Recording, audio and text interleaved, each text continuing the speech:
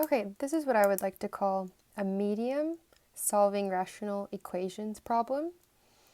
Medium because there's more going on in the bottom than just a simple number or letter. There's b minus 4, b minus 3. So because of that, it makes it a little bit more challenging, not super hard, just a little more challenging. So the first step is still to find the least common denominator. So the first two denominators are really easy to see. This one has an invisible denominator of 1. Not super important to write that out if you understand it, but some people have a hard time understanding that. If you divide any number by 1, it's the same number. So if you need a fraction somewhere, just put a 1 on the bottom. Anyway, okay, so if we want the bottoms, the denominators, all to be the same, we've got b minus 4, b minus 3, and 1. Okay, so the least common denominator is going to be b minus 4 times b minus 3. Reference my least common denominator videos if you're confused with how I got this. All right, second step is the same as the easy problem. We're going to multiply this least common denominator by every single thing, just in the numerator, just on the top.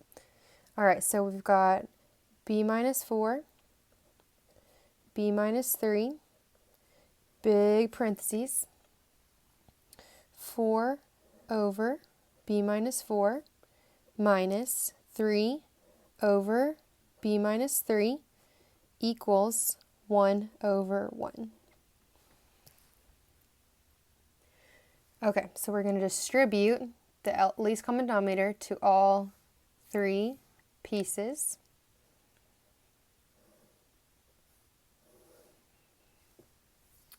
And just like before, we want to keep it ugly, and it'll clean up, I promise. So if we multiply b minus 4, b minus 3 times 4, we're going to have 4, b minus 4, b minus 3, still have b minus 4 on bottom. If we multiply b minus 4, b minus 3 times 3,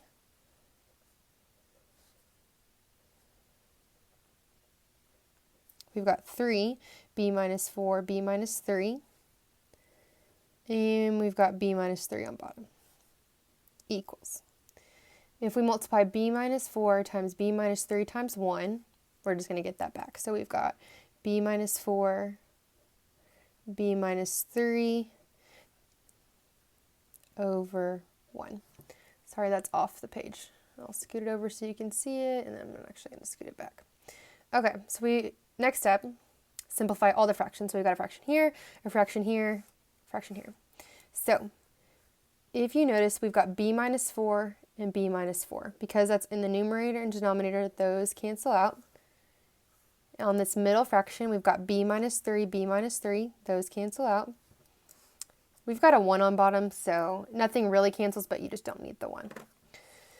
So what this big, long problem really turns into is 4 parentheses b minus 3 minus 3 parentheses b minus 4 equals b minus 4, b minus 3.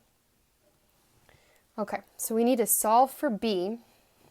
It does get a little complicated because of this right side.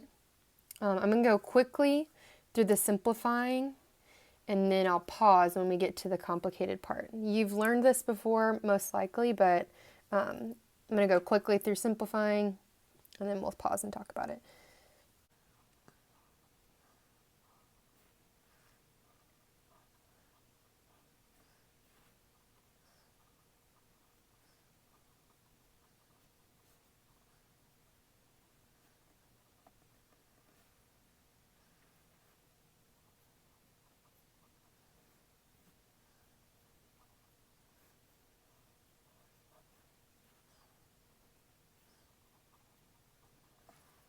Okay, because of b squared, this is a quadratic.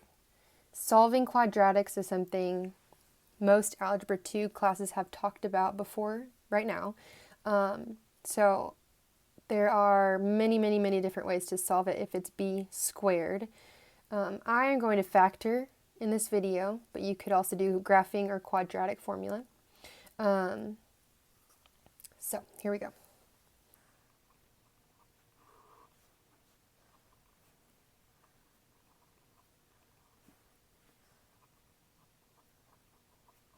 Right here, I'm trying to pick two numbers that multiply to give 12, two numbers that add to give -8. Zero product property says that if two things multiply, which is what's happening right here, to give 0, you set them both equal to 0. So we've got b minus 6 equals 0, b minus 2 equals 0. This first one adds 6. My first solution is 6. Second one, add 2. Oops, sorry. And the second solution is 2.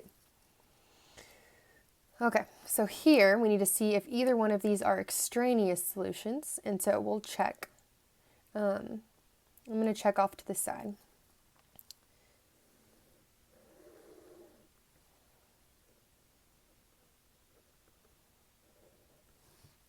When you check, you're plugging in 6 in for both b's, and then you'll do it again with 2 for both b's.